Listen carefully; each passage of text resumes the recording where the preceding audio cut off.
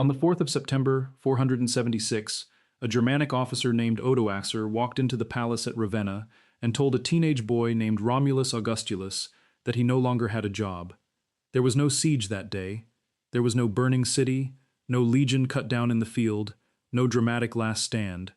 A child emperor was pensioned off and sent to live in a villa in Campania, and the office he had briefly held simply stopped being filled. If you're enjoying this story so far, don't forget to hit the like button and subscribe. Drop a comment telling me where in the world you're watching from. I love hearing from you. For most people who have ever sat through a history class, this is the moment Rome fell, and the story that gets told about it involves barbarians at the gate, an empire grown soft and decadent, and a slow collapse of will among a people who had once conquered the known world. It is a satisfying story. It has villains and a moral. It is also, according to the financial record that survives from the century before that afternoon in Ravenna, missing almost everything that actually mattered. The ledgers, the tax edicts, the debased coins pulled from hoards across 3 continents, and the increasingly desperate legislation issued from a string of imperial capitals tell a different story, one about a currency that was hollowed out from the inside, a tax system that collapsed under its own design, and an aristocracy that quietly arranged to stop paying for the empire that had made it rich. The barbarians did not conquer Rome. They walked into a building whose foundation had already been sold off, piece by piece, by the people who lived in it. To understand what actually happened, you have to start with the coin in a Roman soldier's pocket, because that coin tells you almost everything about the health of the state that minted it. Under Augustus, at the beginning of the 1st century, the standard silver coin of the Roman world, the denarius, was struck at roughly 90% pure silver. It was heavy, it was trusted, and it moved through the entire Mediterranean economy as something close to a universal currency, the way the Spanish dollar would later move through colonial American commerce. For nearly 2 centuries, that silver content held reasonably steady, dipping under emperors who needed extra cash for wars or building projects, but never collapsing outright. Then came the 3rd century, and everything changed. Between the reign of Septimius Severus at the start of that century and the reign of Gallienus by its middle decades, the silver content of the denarius fell from around 50% down to 2% or less. 2%. What had once been a silver coin was now, functionally, a copper token with a thin silver wash that would flake off with handling. This was not a technical accident. It was policy, repeated by emperor after emperor, because the state needed to pay soldiers, bribe rivals, and fund an unbroken chain of civil wars, and debasing the currency was the fastest way to manufacture more coins out of the same amount of metal. Diocletian, who took the throne in 284, inherited a monetary system that had effectively destroyed itself. Prices had exploded. A modius of wheat that cost a handful of denarii under Augustus now cost thousands. In 301, Diocletian issued the Edictum de Pretius, an empire-wide price control edict that fixed maximum prices for everything from a pound of pork to a lion for the arena, backed by the threat of death for merchants who charged more. It failed almost immediately, because you cannot legislate away the consequences of a currency that no longer holds value, and within a few years the edict was quietly abandoned. What Diocletian's price edict actually preserves, ironically, is one of the most detailed windows historians have into the real cost of goods and labor in the late Roman economy, a kind of accidental ledger left behind by a policy that could not do what it promised. The debasement did not happen in one dramatic collapse. It happened in stages, each one justified at the time as a temporary emergency measure. Nero began the process as early as the year 64, trimming the silver content slightly after the fire that burned much of Rome and the reconstruction costs that followed. Marcus Aurelius, fighting wars on the Danube and the Rhine simultaneously in the 2nd century, cut it further. It was Caracalla, in 215, who introduced the coin now known to numismatists as the Antoninianus, marketed to the public as worth 2 denarii, but actually containing barely 1.5 denarii worth of silver, a piece of monetary sleight of hand that modern economists would recognize instantly. Each of these decisions solved an immediate cash problem for the emperor who made it, and pushed the underlying cost onto whoever held the currency afterward, which is precisely how currency debasement functions as a hidden tax, one that requires no legislation, no public vote, and no visible collector knocking on any door.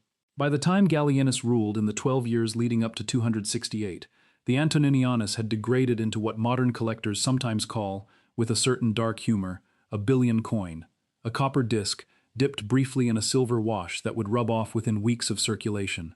Soldiers being paid in this currency were, in effect, being paid in less and less real value each decade, while their nominal salary stayed the same or even rose, which is exactly the kind of gap that produces mutiny, and the 3rd century obliges with one usurpation after another. Layered on top of the currency collapse was a demographic catastrophe that the standard classroom account rarely connects to the fiscal story at all. The Antonine Plague, likely an early strain of smallpox, moved through the empire from 165 to around 180, killing, by some ancient and modern estimates, somewhere between 7 and 10% of the total imperial population, including, reportedly, the co-emperor Lucius Verus himself. Less than a century later, the Plague of Cyprian, named for the bishop of Carthage who described its symptoms in horrifying detail, swept through the empire from 249 to 262, striking at the precise moment the currency was collapsing and the frontier was under its heaviest pressure yet. Population loss on this scale is not simply a human tragedy recorded in passing by ancient writers. It is a direct hit to the tax base, because the late Roman tax system was assessed against units of land and labor, the iugum and the caput, and when the caput, the head count of taxable persons, collapsed by double-digit percentages within a single generation, the state faced a stark choice: either lower the total assessment to match the shrunken population, which no fiscally desperate government wanted to do, or hold the assessment steady and squeeze a smaller number of surviving taxpayers, harder to make up the difference. The surviving legal record makes clear which choice the state generally made. Laws from the 4th century repeatedly address the problem of agri deserti, abandoned farmland, land that had gone untaxed and untended because the family that worked it had died, fled, or simply could not meet the assessment anymore, and repeatedly attempt to force neighboring landholders to absorb the tax liability for that abandoned land in addition to their own, a policy that only accelerated the abandonment it was meant to solve. Diocletian's response to this compounding crisis was not merely the failed price edict, which tends to be the only piece of his economic program that makes it into popular retellings. His deeper reform was a complete restructuring of the tax base itself, known to historians as the capitatio iugatio system, which assessed tax not in coin, whose value could not be trusted, but in fixed units combining land quality, land area, and available labor, reassessed on a recurring 15-year cycle called the indiction. On paper, it was a rational response to a currency that had failed. In practice, it required an enormous expansion of the imperial bureaucracy to survey, measure, and enforce, and it locked the curial class even more tightly into the role of local tax guarantor, because someone had to be legally responsible for delivering the assessed grain, livestock, and labor to the state each cycle, and that someone was, again and again, the town councillor who could not escape the office. The debasement of the coinage was only half of the mechanism. The other half was the tax system that the imperial state built to compensate for a currency nobody fully trusted anymore, and this is where the story gets uncomfortable, because it involves choices made by identifiable institutions rather than abstract historical forces. In the early empire, tax collection had been handled largely through the societates publicanorum, corporations of equestrian businessmen who bid for the right to collect taxes in a given province, and then extracted as much as they could, keeping the surplus above their bid as profit.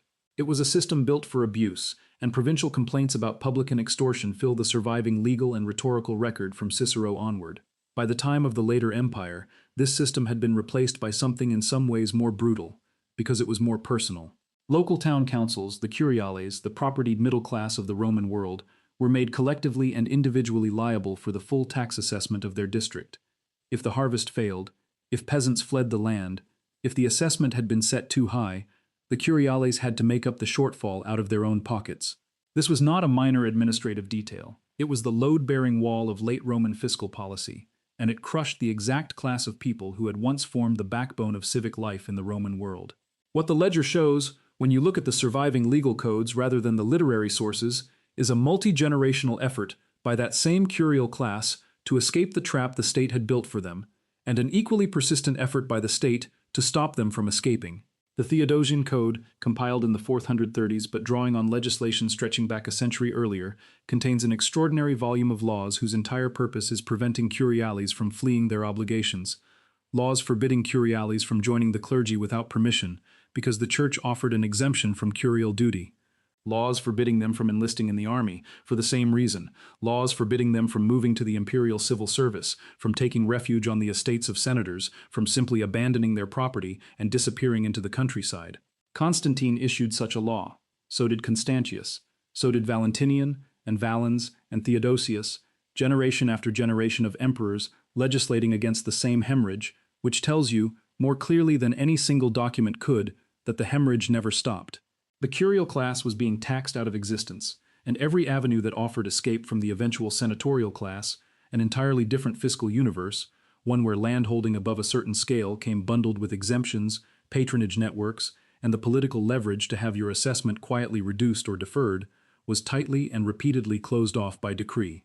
The senatorial aristocracy, meanwhile, was doing something quite different with its own relationship to the tax system, and this is the part of the record that rarely makes it into the barbarians at the gate version of the story. Great senatorial families accumulated land at a staggering rate during the 3rd and 4th centuries, absorbing the small holdings of ruined Curiales and free peasants into vast estates called latifundia, worked increasingly by a tied, semi-servile class of tenant farmers known as coloni. A law of Constantine's from 332 effectively bound the colonist to the land, forbidding him from leaving the estate where he was registered, which functioned as a kind of proto-serfdom decades before anyone used that word. The senators who owned these estates were, by the 4th century, paying a much smaller effective share of their real wealth in tax than the shrinking curial class was, partly through legal exemption and partly through the simple fact that a senator with friends in the imperial court could negotiate, delay, or quietly avoid an assessment in ways a provincial town councillor never could. The historian Ammianus Marcellinus, writing in the late 4th century as a serving officer with direct knowledge of the court, describes senatorial wealth in Rome itself in terms that read almost like a modern account of extreme inequality. Houses that functioned as small cities, fortunes built on land rather than commerce or industry, an aristocracy increasingly disconnected from any obligation to fund the state that protected its property. The gap this created was not a moral failing dressed up as economics. It was a structural feature. The tax base kept shrinking as the people who could least afford it were squeezed out, while the class that held an ever larger share of the empire's actual wealth became progressively better insulated from contributing to it. The single most consequential financial blow the Western Empire suffered in its final decades had nothing to do with Rome itself, and it rarely gets the attention the sack of the city does. In 439, a Vandal king named Gaiseric captured Carthage, the great city of Roman North Africa, and with it the province that had functioned for centuries as the granary and tax engine of the western half of the empire. Africa alone had supplied a substantial share of the grain that fed the city of Rome, and a comparable share of the tax revenue that funded the Western Field Army. Its loss was not a symbolic wound, it was the removal of the single largest income line remaining on the Western Treasury's books, and the historical record shows the Western government responding with the kind of financial desperation you would expect. 2 major naval expeditions were launched to retake Africa, one in 441 and a far larger one in 468, organized jointly with the Eastern Empire, and both failed, the second at a cost that ancient sources place in the tens of thousands of pounds of gold, an amount the Eastern treasury could absorb and the Western one plainly could not. After 468, the Western government had, for practical purposes, no path left to recover the revenue it needed to fund an army capable of defending the rest of its shrinking territory, and everything that followed in the next 8 years reads like the final chapters of a business that has already lost its core revenue stream and is simply managing the order in which its remaining assets get liquidated. Against that backdrop, the career of the general Aetius, the dominant military figure in the Western Empire through the 430s and 440s, looks less like the story of Rome's last great defender, which is how later chroniclers framed him, and more like a case study in a state trying to run a defense policy on a currency it no longer controlled. Aetius held the Huns together as an ally for years, using Hunnic cavalry as auxiliary troops paid for with subsidies the Western treasury could barely afford, before that same relationship curdled and Attila turned west, invading Gaul in 451 and Italy in 452. Aetius scraped together a coalition of Romans, Visigoths, and other foederati to stop Attila at the Catalaunian plains in 451, a victory that cost him politically as much as it gained him militarily, because it depended entirely on alliances with the same barbarian groups the state could no longer reliably pay through conventional means. He was assassinated in 454 by the Emperor Valentinian III, who reportedly told him afterward that he had cut off his own right hand with his left, and the Western Empire never produced another commander capable of holding its remaining fiscal and military position together. Rome itself was sacked a second time the following year, in 455, this time by Gaiseric's Vandals, who spent 2 weeks systematically stripping the city of movable wealth, an operation that historians increasingly read not as random plunder, but as a calculated extraction of liquid capital from a state that no longer had the naval power to stop it, carried out by the same king who had already taken the empire's most productive tax province 16 years earlier. If you're hooked on this story, make sure to subscribe and turn on notifications so you never miss an upload. Your support means everything and helps me bring you more emotional stories like this one. By the time you reach the 5th century, the mechanism had produced its predictable outcome, and it shows up with unusual clarity in the military record, because armies are expensive, and armies are the first thing a state stops being able to afford when its tax base collapses. The Western Roman field army of the late 4th century, as reconstructed from the Notitia Dignitatum, a bureaucratic listing of military and civil posts compiled around the turn of the 5th century, was already leaning heavily on foederati, allied barbarian groups contracted to fight for Rome in exchange for land, subsidy, or simple payment, because the state could no longer reliably raise, pay, and supply a purely Roman force of the size it needed. This is the detail that the standard account inverts. The Goths, who eventually sacked Rome under Alaric in 410, were not an external army that broke through Roman defenses from outside. Alaric had spent years as a Roman military commander, holding actual imperial rank, negotiating for pay and provisions that the Western court in Ravenna kept promising and kept failing to deliver, because the treasury did not have it. The sack of Rome in 410 was, in a very real sense, an unpaid invoice. Alaric did not want to destroy the city. He wanted the salary and the land grant he had been negotiating for years, and when the Western government proved fiscally and politically incapable of delivering either, he took the capital as leverage instead. Read that way, the event that most textbooks treat as the dramatic climax of Rome's fall looks a great deal more like a payment dispute that escalated because one party had run out of money. The financial exhaustion of the Western Empire becomes even starker when you set it beside the Eastern Empire, ruled from Constantinople, which faced comparable external pressure from Goths, Huns, and Persians throughout the same period, and did not fall. The East retained a more monetized economy, a broader and better collected tax base, and crucially, a gold coinage, the solidus introduced by Constantine in the early 4th century at a fixed weight of roughly 4.5 grams of pure gold, that held its value with remarkable consistency for centuries, long after the Western silver currency had become worthless. The solidus is one of the most successful currencies in monetary history, circulating from Britain to India largely unchanged in weight and purity from the 4th century into the 11th. Its stability meant that Constantinople could tax, borrow, and pay its army in a currency that merchants and soldiers alike actually trusted, while Ravenna and, before it, Milan and Trier were left trying to run an empire on coinage that had been debased into near worthlessness a century and a half earlier and never fully recovered.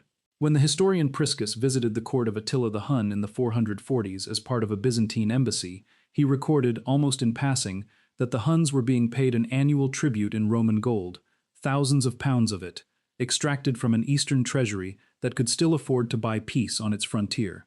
The West had no comparable reserve left to offer. It had already spent the coinage that might have bought it another generation, on civil wars, on debasement that ate its own value, and on an aristocracy that had successfully arranged to keep an ever larger share of its wealth outside the reach of the tax collector.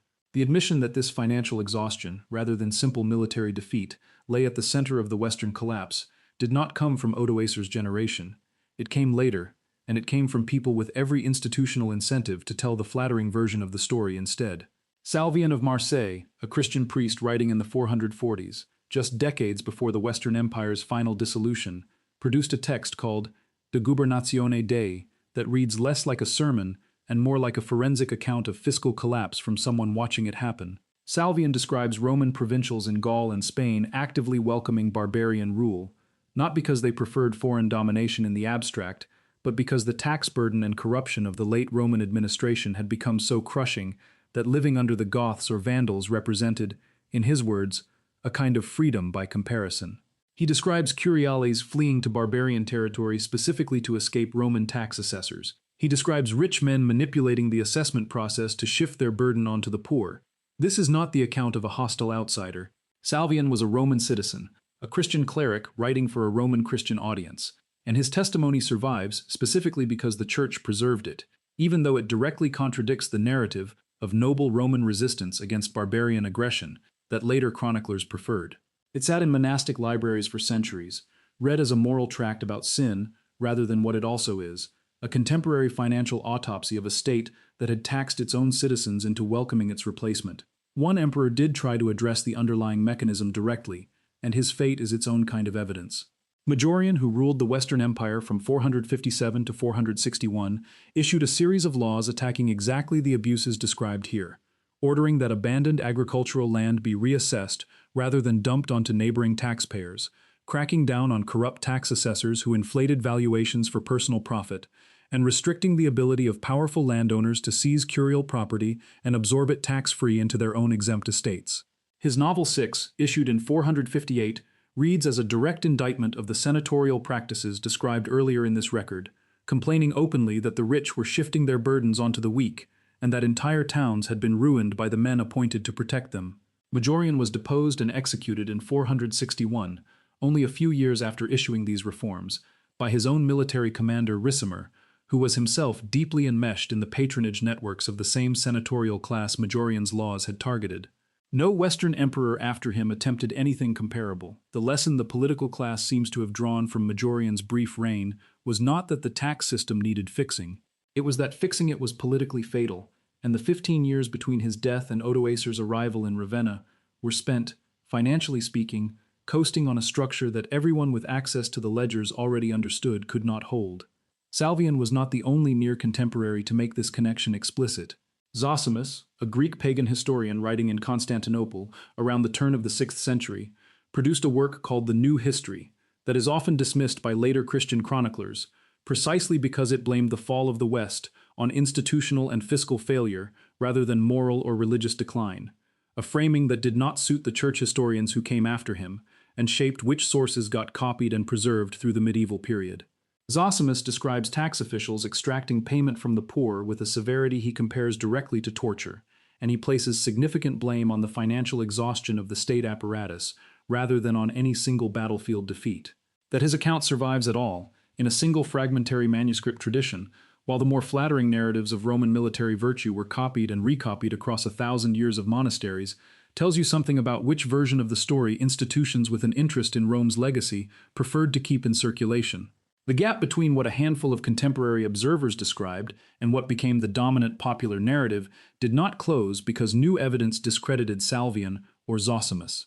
It closed because their accounts were inconvenient to copy, inconvenient to teach, and inconvenient to a later European political culture that wanted its own kingdoms to be the moral heirs of Roman greatness rather than the beneficiaries of Roman fiscal exhaustion. The numismatic evidence tells the same story in a different register, and it has only become fully legible in the last several decades, as archaeologists and economic historians have been able to compile large-scale hoard data rather than relying on isolated finds.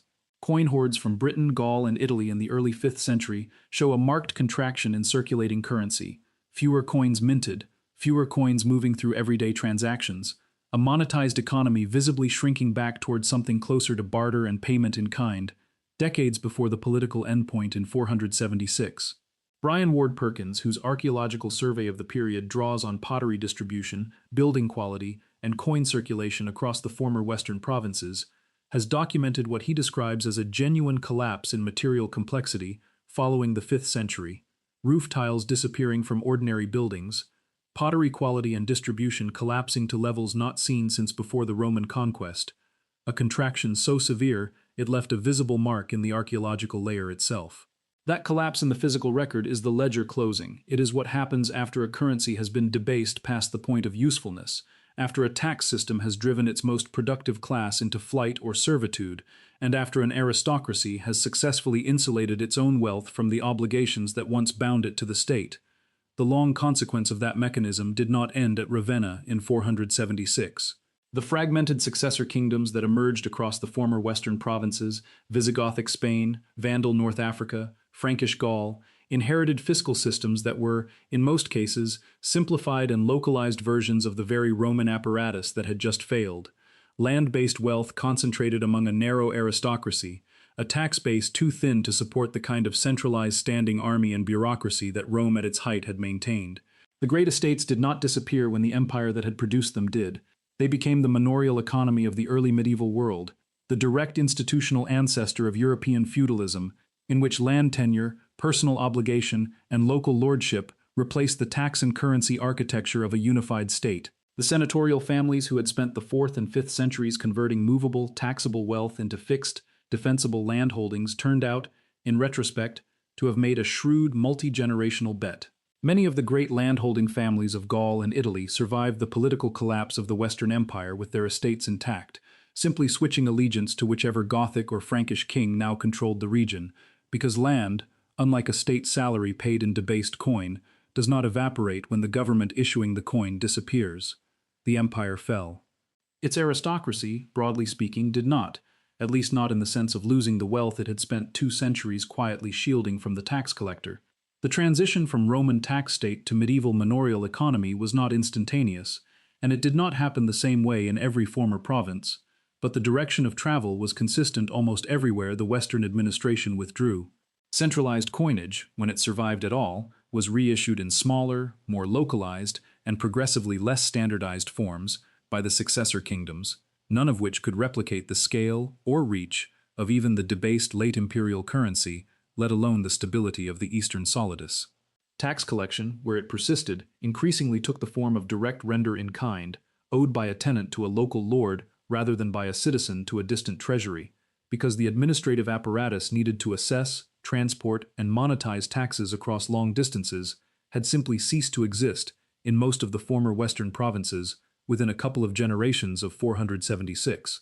Urban populations which depended on that long-distance monetized trade for food, tools, and imported goods contracted sharply across the 5th and 6th centuries, a pattern visible archeologically in the shrinking footprint of cities like Trier and Milan, both of which had briefly served as imperial capitals in the very century that finished them off financially. What emerged from this contraction over the following centuries was not a return to some earlier, simpler form of society, but something genuinely new, a political economy organized around personal bonds of land tenure and military obligation, rather than around a shared currency and a centralized tax authority. And historians studying the origins of European feudalism consistently trace its administrative and economic roots back to exactly the late Roman arrangements described here: the tied colonus, the exempted magnate, the local strongman collecting render because no distant treasury could be trusted to collect it for him anymore. None of this required a single villain to produce. It required 2 centuries of individually rational decisions, made by emperors who needed cash immediately, by landowners protecting what they had built, and by a bureaucracy legislating endlessly against a leak it could describe but never plug. Debase the coin rather than lose the army's loyalty this year. Shield the estate rather than lose it to a bad harvest. Bind the curial to his post rather than let a town go untaxed. Stacked across 200 years, those individually reasonable choices produced a state that could no longer fund its own defense, and a population that, by Salvian's own account, had stopped seeing much reason to fight for it. What the financial record leaves you with, when you set it beside the version of the story most people grew up with, is a much less dramatic and much more familiar picture. Rome was not conquered by force of arms, so much as it was hollowed out by a currency debased past the point of trust, a tax system that broke the class of people who kept the state solvent, and an elite that engineered its own exemption from the costs of the empire it continued to profit from. Odoacer walking into that palace in 476 was not the cause of anything. He was the final entry in a ledger that had been running toward zero for 200 years, closed by a man who had simply noticed, correctly, that there was nothing left worth defending on the imperial side of the balance sheet. Thank you so much for watching until the end. If you loved this story, check out the other videos on your screen now. I think you'll really enjoy them. And don't forget to subscribe if you haven't already. See you in the next story.